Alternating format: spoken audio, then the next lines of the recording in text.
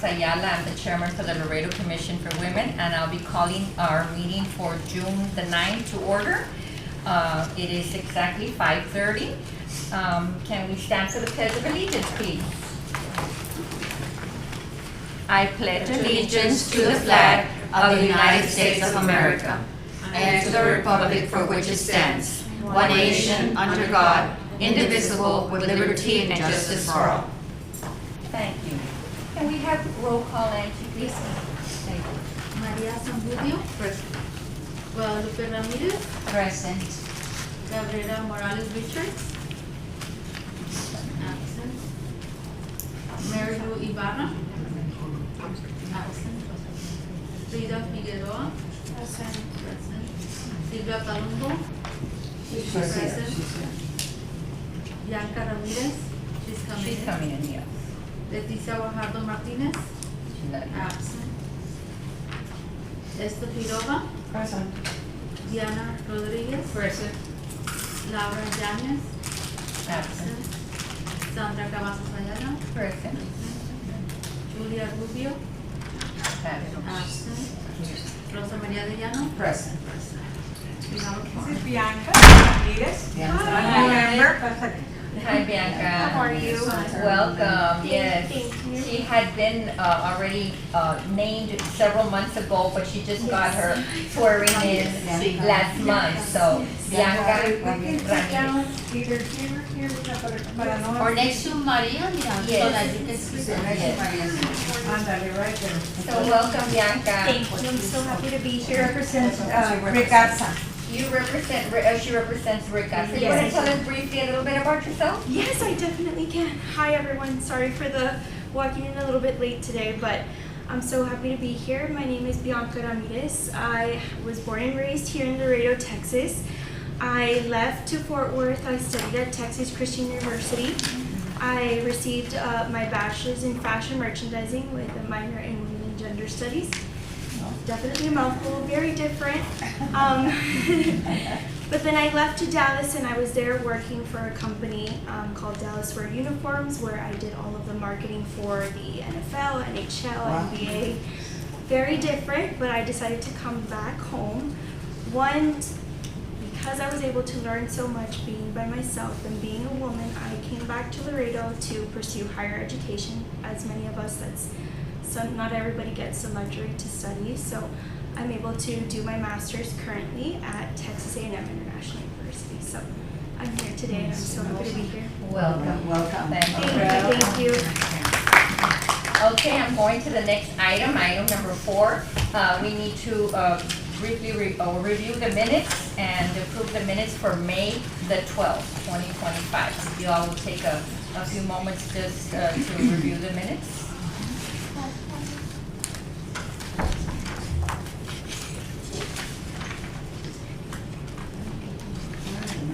They're attached. You should have them attached. Right? Only the 5. Here they are. It was a short meeting. It was the minutes. Yes, those are the minutes. These are the minutes. Yes. Then we continue by that. It's the minutes of approval. I move to approve, or did you move? Second. There's a motion by Sylvia Yeah, Colombo lovely. to approve, and a second by Lupita Ramirez. All those in favor? Aye. Okay, all those opposed? Okay, the minutes have been approved. Thank you. Item number 5, public comments. Anybody? Welcome in, ma'am. Okay, no public comments. Now we go to communication and announcements. We're very happy to have, this month is our presentations program that we have had. This is our third one. And so we have a special guest speaker today representing the United Independent School District. She's our guest speaker, Rebecca Cos Morales. But before Lupita Ramirez introduces her, I would like to introduce our guests. As you can see around our room, we have a wonderful group of individuals that are here as our guests, that they're very interested in finding out a little bit more about vouchers. So let me introduce you to, please stand up when I call your name, Josie Papas. Fiesta Peña. Delia Solis. Sylvia Bruni, our Democratic chair. And former member. Cecilia Garza. Yvette Jacobs. And Dora Gonzalez. Everybody else, and we have a young man here with us as well. That is also going to be learning about vouchers. Stand up, say Stand it. up. Okay, so now Lupita, you ready to introduce our guest? Yes. Yes. Okay. Okay, we want to welcome Mrs. Rebecca Cos Morales. She's the Associate Superintendent for District Administration and Student Services for United ISD and brings more than 24 years of distinguished leadership in education, with extensive experience at both the campus and district levels. Her recent roles include serving as the Assistant Superintendent for Administration and Policies, co-administrator in charge of the district during the 2023-2024 school year, Executive Director of Federal and State Programs, Principal of United Middle School, Assistant Principal, Academic Coordinator, and Elementary Teacher. Throughout these roles, she has been instrumental in shaping district-wide policies and supporting campus leaders in their efforts to improve educational outcomes. Rebecca Cos Morales has been recognized for her leadership and achievements, receiving several honors, including being named semi-finalist for the HEB Excellence in Education Award in 2018. Region 1 Principal of the Year in 2016, and leading her school to earn the Texas Honor Roll designation in 2015, 2016, and again in 2018 and 19. Early in her career, she was also named Teacher of the Year in 2002 and 2003.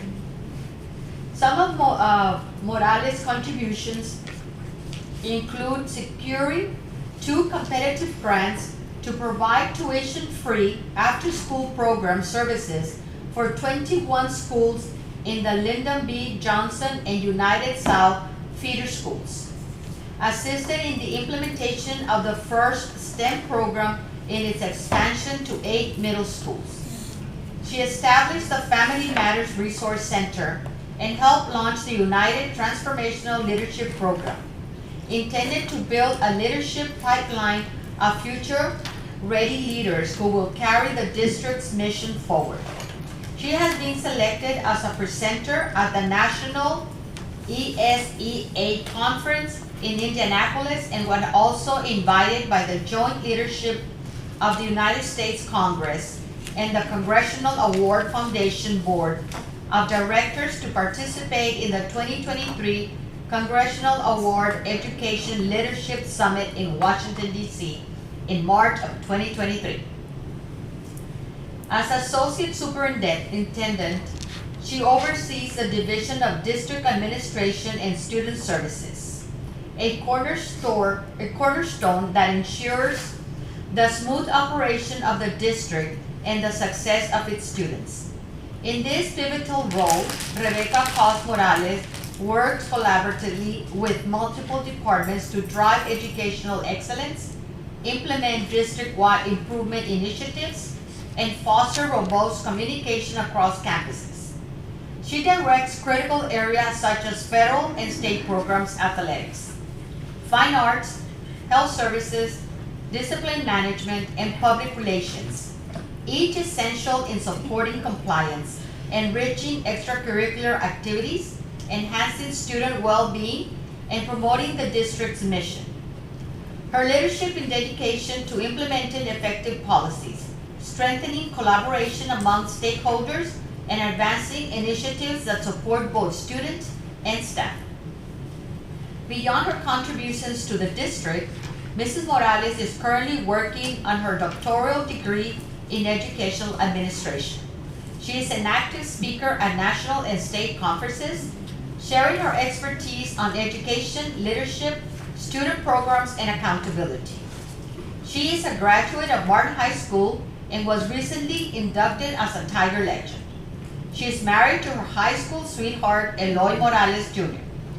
They have 2 adult children, Sabrina, who is a federal attorney in Laredo, and Eloy III, who recently left his teaching and coaching career to pursue a career in federal law enforcement. Both her children are married, and she is expecting her first 2 grandchildren in 2025. She That's the best one. Yes. Yes. She loves reading fiction and mystery novels, as well as professional world literature. She enjoys traveling and spending time with her family, and make time to serve at her church, Grace Bible, so she can continue to grow in her faith. Thank you. Well, thank you all for having me, and thank you for the invitation. When Miss Sandra called me and told me what the topic was, I'm going to be very honest, I'm super passionate about this topic. We've seen it coming. As a matter of fact, this is what I'm doing my project on for my doctoral program.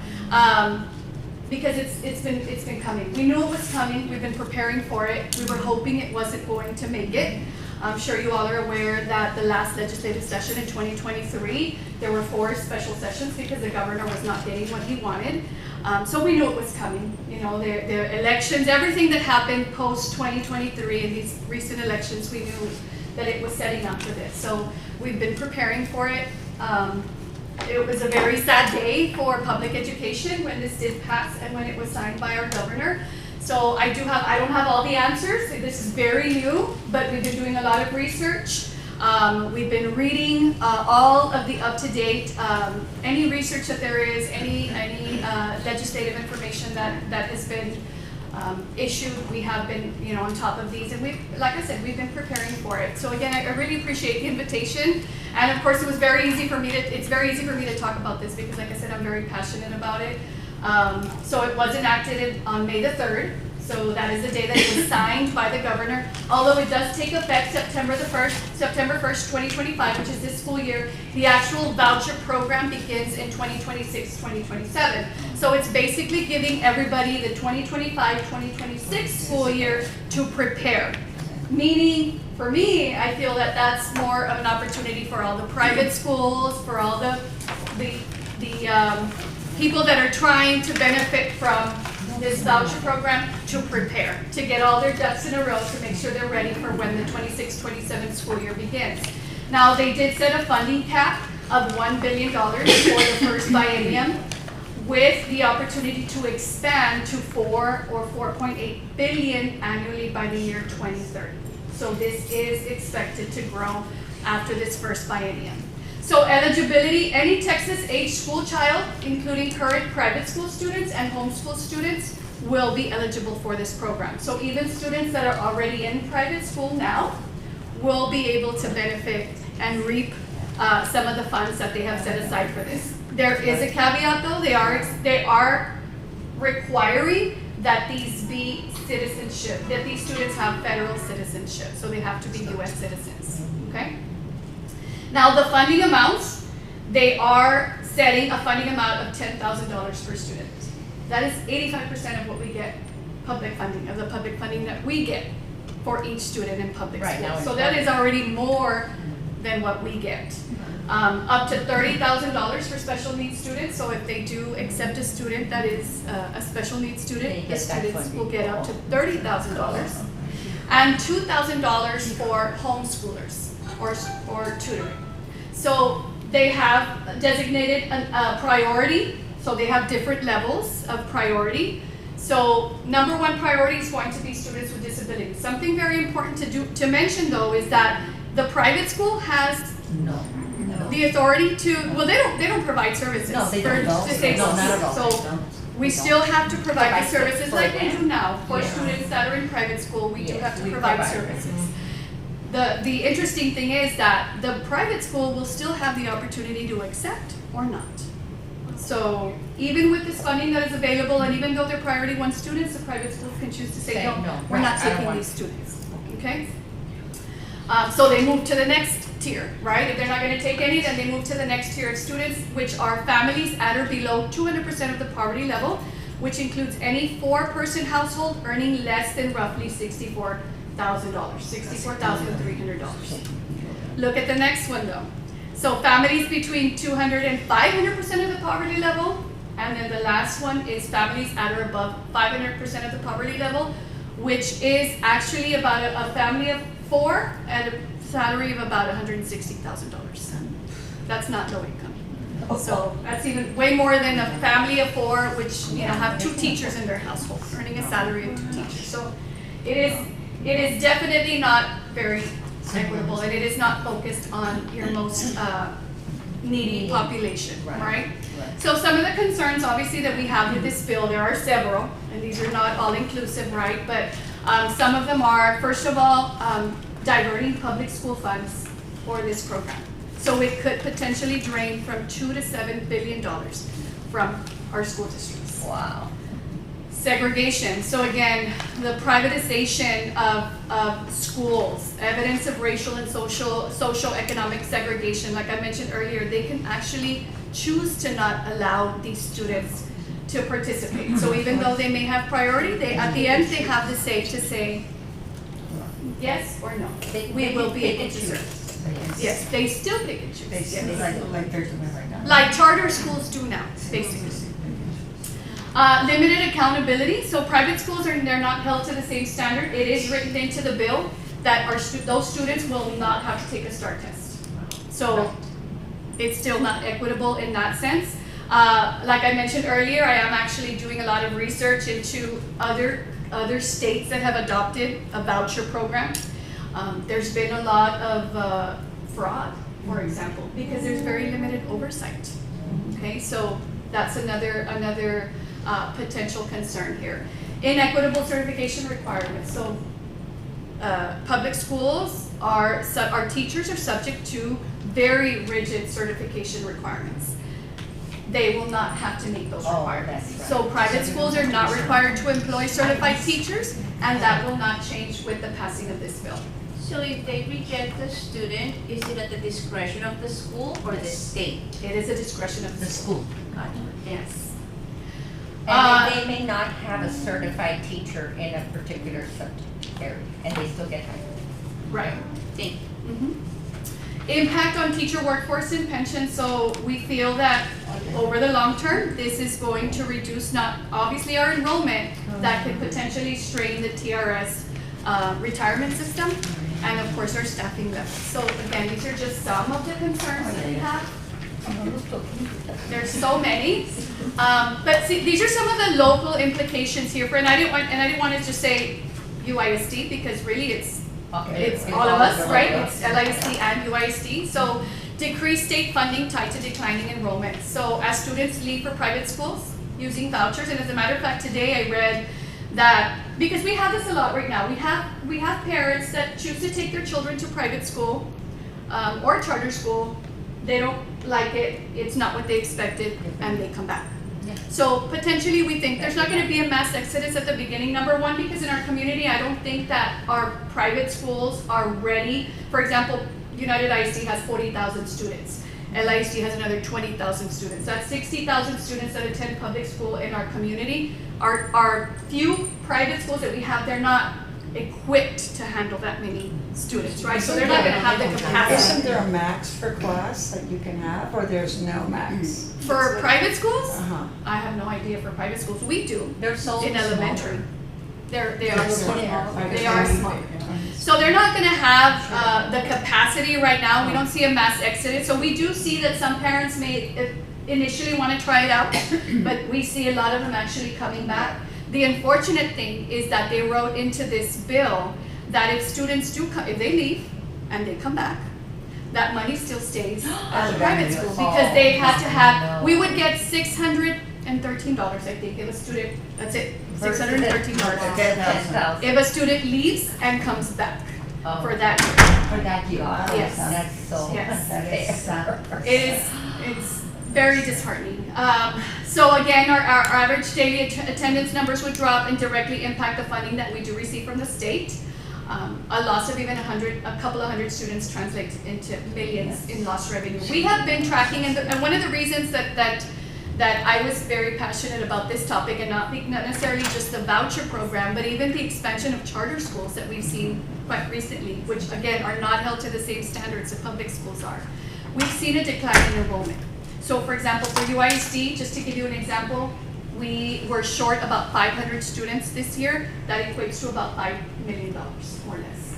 So just for UISD, we were to lose 500 students in total to this voucher program, just 500, let's just say, very low projection there, we would lose about $5 million a year. Can you deny them when they leave to the private school and come back? No, Can you you say cannot go deny. finish? No, the school- no, Because we're the public school, we private have to deny, take everybody. But not the private. They can deny. They can, Yes, but they we can. cannot. And we would get 600, I want to say the number was $613 more or less, Can never deny. if they come back. Yes, You can never deny, no matter what they do. yes. They cannot be. So another implication, local implication, would be the challenges in maintaining staff and offering specialized programming. So for example, in those cases, with less funding, we may be forced to reduce staff, Yeah. increase our class sizes, scale back on programs, some of our extracurricular programs like fine arts or bilingual education programs, some of our special education support, counseling. We've had a big push for mental health services, for example, so we've had to invest in quite a bit for that support. We've hired 4 licensed professional counselors in our district. We have a 5th one that we just hired this year. So it's gonna hurt programs like that. But didn't Abbott just sign a few $1 billion to be effective this September for more teachers, increase in salary and staff? Increasing salary, yes. If you all recall, in 2023, we didn't get funded because this didn't pass. So we've been functioning, the last time we got funding was in 2019. It's been stale Yeah. for the last couple of years. So really the funding that we're getting recently it's not accurate, the information that's out there. What is accurate is a mandated pay raise for teachers. That is part of it. Other than that, we're basically trying to, we're breaking even, really. We're not getting additional money. And we're trying to see if we could even make up the money that we need to make up our deficit at this point. So don't believe everything that you see. It's not the way that it is being put out there. So we are concerned about that. We are concerned about lots of programs. Like I said, right now, mental health services, I mean, those are all things that cost, it's human capital. A lot of it is human capital, and we would have to reduce with less funding. There's less programs and less staff. So we are really concerned about that. An increased pressure on remaining public schools. So again, high need students will probably remain in our public school. The private schools will probably choose to deny those students or say they don't have the capability of servicing those students. So what happens? We continue to service those students, but they're going to remain in public schools, but the needs are hard to meet with the staff that we have, with the programs that that we would have to cut depending on the number of students that we lose. So that's another, and then start accountability. Same thing, because we are the ones that are still going to have to, I'm sure you all saw or read about House Bill 4, so there was a big push to do away with state testing. It didn't happen. We thought, well, that would help, with this situation, but it didn't happen, so that's still going to continue. The financial risk from unbudgeted revenue decline. So again, the sudden enrollment drops can cause mid-year budget shortfalls. So if you all are not familiar, we plan our budget based on our projected enrollment. But come, snapshot, which is in October, that's months later, when we actually know what is our actual enrollment. That's what happened to us this year. We were short 500 students.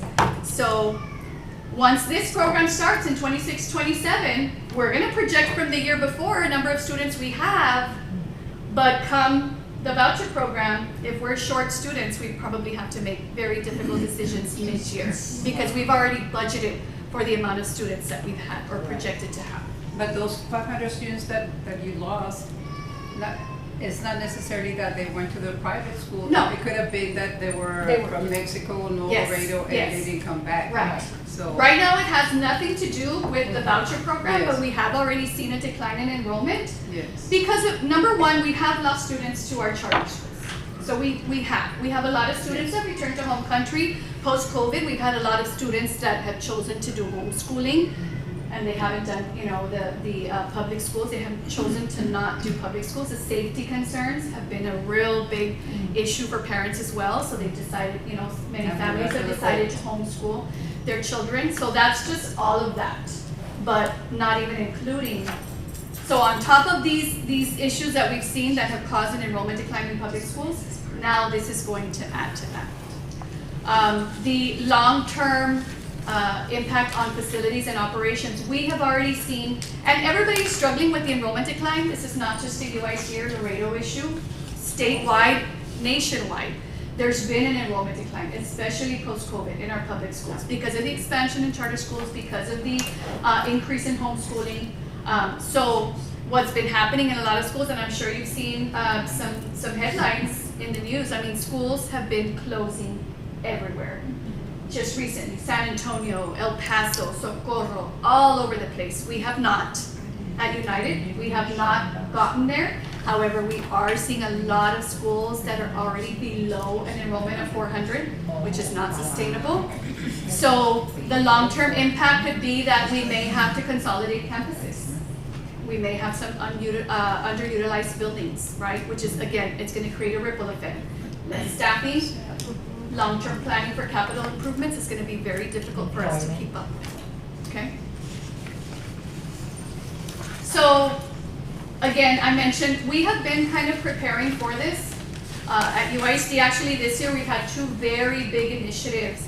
And I'm glad Malena is here from LMT because I know that we have really upped our game as far as our PR and marketing, as far as the district is concerned, because we have a lot of wonderful things going on, and sometimes we're just not telling our story, and we know that we need our community to know and to hear our story, to know all the wonderful things that are going on in the district. So that's one of the things that we have done as far as a district response to this new issue, right, is to highlight the strengths and celebrate successes through our improved PR and marketing strategies. Right. Another one has been our improved customer service. So we have a new initiative this year, and it's called United in Service. And so we've really been trying to cross-train all our staff, train every office person, every administrator. We're training our PD and our security guard. So we have a new initiative in place to improve our customer service. We want our parents that are already with us to stay. We want them to be happy with the school district, with the services that they provide, with the welcoming environment that we're able to provide. So those are two things that we've already started doing this year. The continued data tracking and monitoring enrollment and demographic changes. Sorry, changes.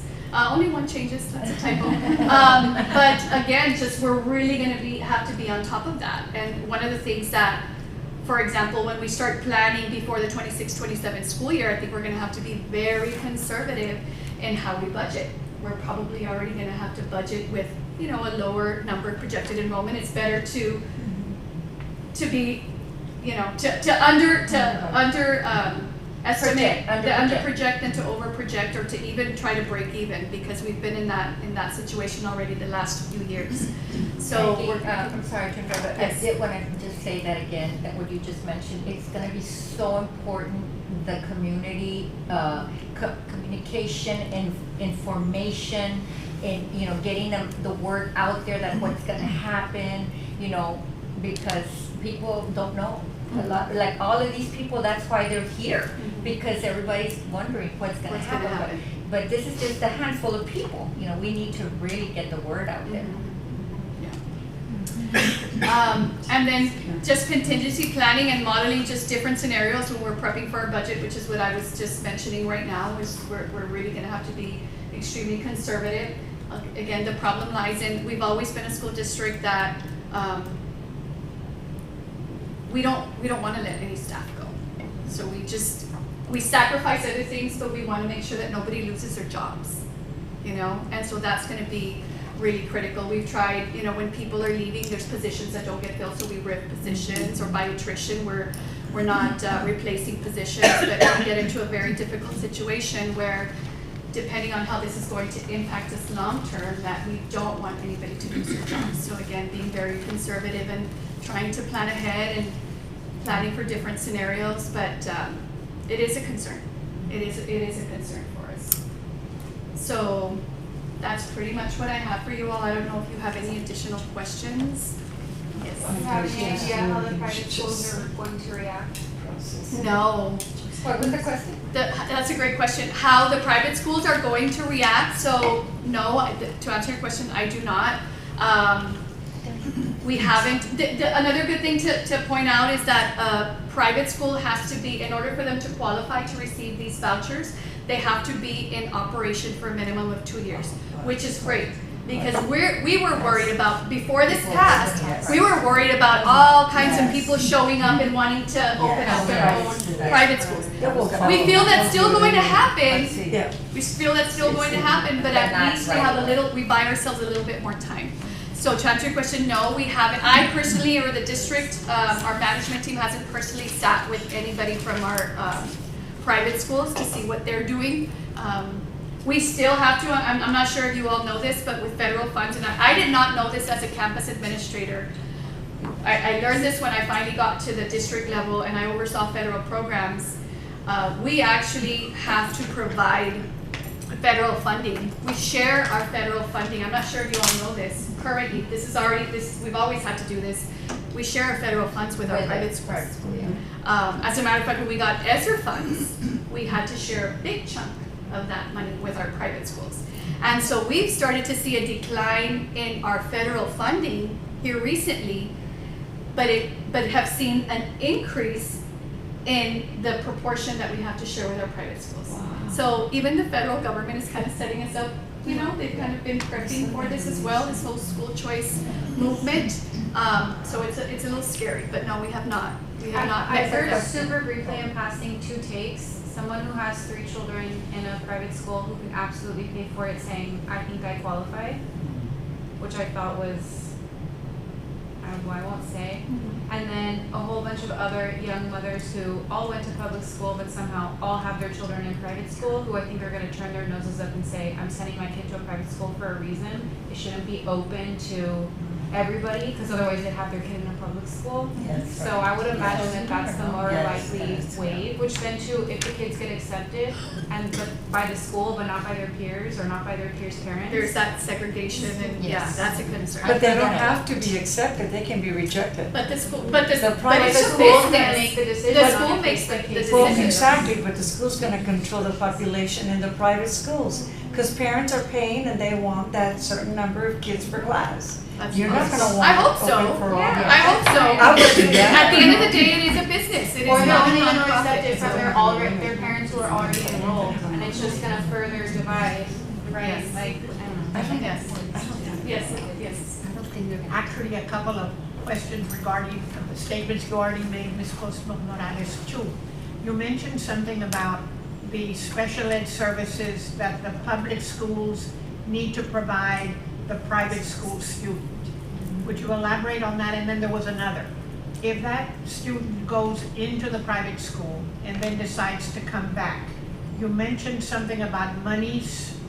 And then I don't know if you have an opportunity to explain to the group what a deficit budget is, because I know that most of our districts, because of the lack of funding from the last session, most school districts were operating on deficit budgets. You might want to explain to them what that meant for you. So deficit budget is we're in the negative. So we're in the negative this year. We were in the negative starting the school year, about 15 million. We've been able to recover some of that with some vacancies, with some savings. But that's essentially what a deficit budget is. As far as the special education, so right now what we're reading into it is, right now currently special education, if they're in a private school, we have to provide services. Yes. And you don't get paid. We don't get paid. The private school gets paid. Yes, because we get 0 ADA for them. So we don't get ADA for them. They're paying the school, and most of the ones that we see right now that the private schools do accept are speech, for example. They're not learning disabled, they're not, it's mostly speech, but we do have to provide the speech services to them. Now, what is written into this already is that, for example, if a private school is willing to take a student, or there's a potential eligible student in that first tier of priority, the public school has to do the assessments for that student. So, and that is written in there. When does it stop?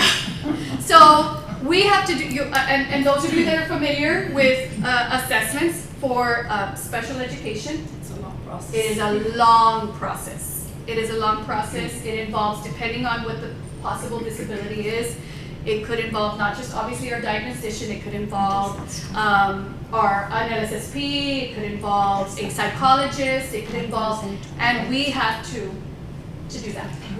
Where the public school is gonna have to do that. And the other, to answer your other question, so if a student leaves and comes back, what's written, the information that I read today, through Moat Casey, is that we would receive, if a student comes back, we would receive about $613.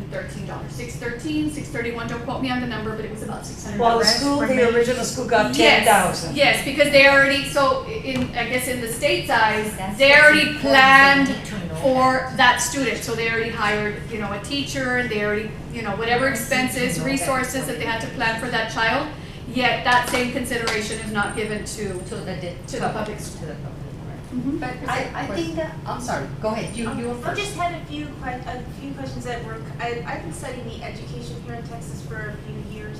One of the things that I've been studying was the apprenticeship. What I was under the understanding was LASD was trying to offer an apprenticeship type base to different types of children, and that was what initiated some of this scholarship-based program. That's something that's a little bit different. I know that they can't, through the school, really achieve that kind of an education typically at a younger age. I know that there are a lot of schools competitively in the East Coast, which is Texas's biggest competitor of the East Coast schools, some in Maryland and moving north. And what they're typically doing over there is before the kids are even in 7th grade, they are prepared for the first year of college. Yes. So I know that was one of the initiatives. It wasn't really to take away from the school. I thought that the initiative was really just to kind of give that child the extra buffer that they needed. Is it not seeming that way? Not this program, no. Not this program. So, and I'm glad you bring that up because, for example, one of the programs or some of the programs that we need to make sure, again, just trying to improve our PR and our marketing as far as what we offer is, for example, doing dual enrollment, which is something that they're not going to be able to get at a private school. So our students, and we offer it in every high school now. It started as, we had it at one high school, we expanded to we have it available at all 4 high schools now. And so, that opportunity that they have with public schools that they're not necessarily going to have, it's just an example of one. But yes, to answer your question, no, it's not the same. It's not the same thing. Any other questions? How was the state able to explain the ignoring separation of church and state? They weren't. They just didn't. They still made it happen. Yes. They didn't explain it, they just did it. They just did it. So they could still be taken to court. There are, what I'm hoping, History shows. and it's a long shot and I'm sure it's gonna come with some time, or some time from now, is I'm hoping this eventually will be reversed, which it can. We've seen just recently, this last legislative session, they passed a House bill. This is a little off topic, but it's good. It's a good thing. They passed a House bill that mandates that we send students with nicotine vapes to Step Academy, to our EAP, an unfunded mandate, right? This is what you have to do. You figure it out. Well, we know that in our community we have a big problem with vaping. In our district, we've had a big problem with vaping. We figured it out. We did it. We had to hire additional staff to be able to meet the needs, right? Well, this session, they reversed it. So it's possible, I'm hoping, that eventually there's enough people that say, even now, I had been looking, through social media before all this got passed and all the hype and all, obviously the governor was really trying to sell it and, it's a great thing and we're giving the choice back to families. And first of all, families always had that choice. But, there is a lot of people that are very unhappy about it, including private school families, families that do have their children in private schools. Yes. So we're hoping that, here it is, it's coming, but that eventually this is gonna, states that are already doing it are having a really big problem with it, so. On the other hand, I know you're talking about increasing, expanding, strengthening your public relations I had a granddaughter that just graduated from United. I was astounded by the number of students who graduated cum laude, summa cum laude, and I don't want to misquote, but the amount of scholarships, which meant that they were definitely scholarships that were merit-based.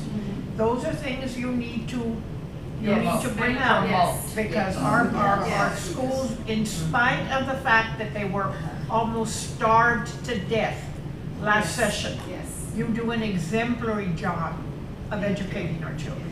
Thank you. Which would be a challenge for the private schools because, you know, and we love private schools, our kids went to private schools. They have a commitment in some of them to give their seniors 100% scholarships.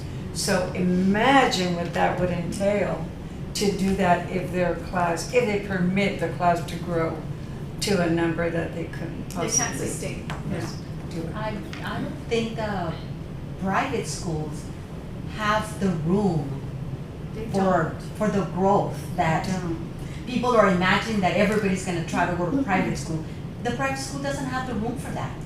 No, and again, don't the want to. stipulation of having had to have been in operation for a minimum of 2 years to take advantage of it, that's gonna help. That's only the ones that are. Because the current ones, Only the current. the ones that are going to benefit potentially are going, like in our community, are going to be the ones that are already in private school, that are probably Yes. gonna get that Free. additional. But I don't know, because a lot of them have already been paying all this time, so, and then you have all those Tiers. that a lot of them are not gonna qualify. They're gonna be on the last tier, but if they knock out the first one, students with disabilities, we're not gonna accept them, then we move to the next tier. Yes. The second tier may be students that, require support, bilingual support, ESL support, and they know that they're not gonna get that in. Yes. So they're not gonna take it, move on to the next tier, so Yes. we'll see what it does, If you're but self-employed, all you have to do is manipulate your income for 1 year. And they do it all the time in cases of child support and, division of the property. income threshold If is they pretty cash. high, so there's gonna be a lot of families that are gonna qualify 160 for 4? for families. I wondered on the $30,000 in earmarked for a kid with special needs, you mentioned that there's very little oversight with this generally. Are you aware of any sort of oversight specifically to how that 30,000 will be spent? Or could they say, we're taking the kid with special needs, we're taking the 30 grand, but only 5,000 is gonna be allocated to his or her needs? I think that's what they're using, there's not information on that yet, I think that's what they're gonna use this 25-26 school year to iron out all those. Because I wonder if they would just take Details. like 3 or 4 token kids that are special needs and say, we're gonna get 120,000, but we're only gonna give them 20. And then the other 100 goes into the general fund of the school. Potentially. That's terrible, but Potentially that could, so hopefully they put those safeguards in place. Learning lessons from other states that have been implementing an ESA program, a school voucher program. You mentioned there was fraud in the others. What kind of fraud? So is one there? of I'm the interested. articles that I read was, for example, they were using some of that additional money to buy kayaks, to buy, to pay lavish trips and things like that. You mean So- they get the money, it doesn't go directly to the school?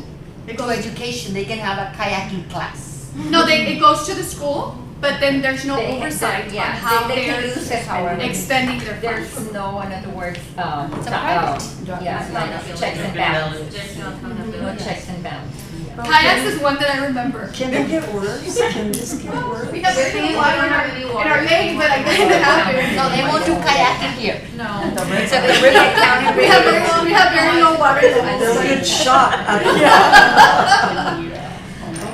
So, yes. And I'm sorry, I came in late, so you might have already answered this question, but is there a limit on the income? Is there to be able to qualify for the $10,000? Yes, it's 160,000 for a family of 4. Everybody qualifies. And the US citizenship. And US citizenship. What is just so unfair is that if they come back. If They they come decide back. that they're not comfortable, they don't feel, like. And then we they do come have back. that. That's We do have that. You have already experienced, I mean, Yes, we have. As a matter of fact, one of our series for our PR department this year was our I Love UISD campaign. And one of the people that they interviewed was a mother who took her children to United Day and brought them back. Didn't last very long, and she shared her experience. So we do have those stories. What are all the schools we're looking at locally that can accept these vouchers? It's United Day, Mary Help, St. Aug, all of them. St. Peter's, no, not Blessed Peter's. Sacrament. So they're Sacrament. charter schools. Those are charter schools. There is some information on charter. It's not very clear, but it's looking like they'll probably get additional funding, not necessarily through the voucher program, because they're kind of non-traditional public school settings. So not necessarily through this, but So just It would those be- three in Blessed Sacrament and. yes, And charter. So for example. not the charter schools. Not the charter. Wait, Yeah. Not the charter. Charters are public. they're not Yeah, private? they're non-traditional public, so there had been early on, when this was getting written, when it was still, they're still debating, there was some language in there about expanding funding for charter schools. I remember Haven't that. seen anything yet, I remember but that. that's also a concern, because they're non-traditional public because they get state funding, but they're not, they don't have the same accountability standards that we do. They don't have to, hire certified teachers, for example, so it's not the same, it's not But that equal. has been going on for a while. That has been. That's been going on forever. So for the charter schools, where's the other funding coming from? It comes from the state. All of it, 100% state. They do, I don't know where else they get their funding, but they get a lot of their funding from the They state. do. They have to apply to the state to become a charter school, and so the state does fund them. They pay them per student, a Yes. certain amount. Yes. Any other questions? Does the private school have to change to abide by state regulations? Not right now, no. But if they accept that, no, because they don't want to. No. No, Because they don't have to, they don't want to right now. no, they don't. Well, they're gonna hear from the parents, Yes. and the Yes. parents are already paying. Yes. So what gain are they gonna have other than growing, and do they wanna grow? Yes. No, they don't want to grow. Well, Lupita, you say with a lot of confidence, but you never know. No, I've heard a lot that they are gonna get a lot more strict in who they accept. Oh, yeah. Because They they, still have the In option. Laredo. because they really They still say have the they option. don't want to. Yeah. And I don't want them to, because they Thank have a you lot of so square much. Thank you all so much for your Was able to answer a lot of the questions, and on behalf of the Laredo Commission for Women, Becky, we just want to say thank you again and present you with this certificate of appreciation. Oh, thank you so much. Thank you so much. It's just gonna kill the time. Thank you again for the invitation. Yes, can we take a group picture before you all leave? Since you all are our guests, and you can come and maybe stand over here. Okay, sure. And we can take it, Angie, can you take a picture? You know how we Did you want me here? What, can we, yeah, why don't you come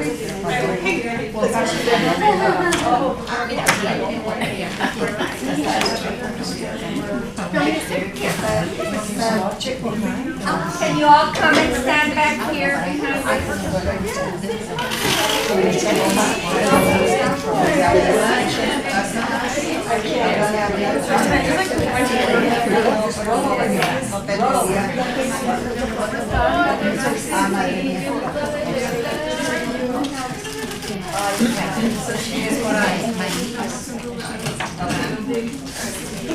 Ladies,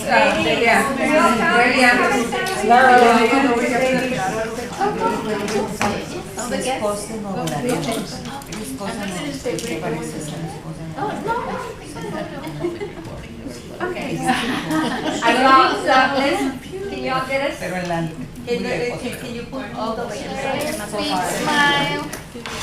Yes. Okay, everyone, smile. Thank you.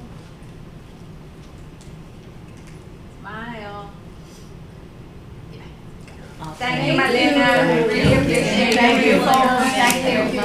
Thank you all so much. Thank you.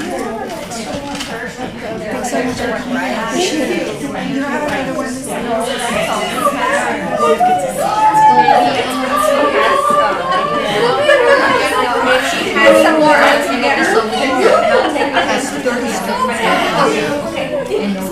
you all, there's refreshments over here, please make sure you grab your refreshments. Wait, ladies, we haven't finished with the meeting. I have to finish the meeting, ladies. Thank you, thank you. Excuse me, the commission, I just need to finish the meeting, please. The commission.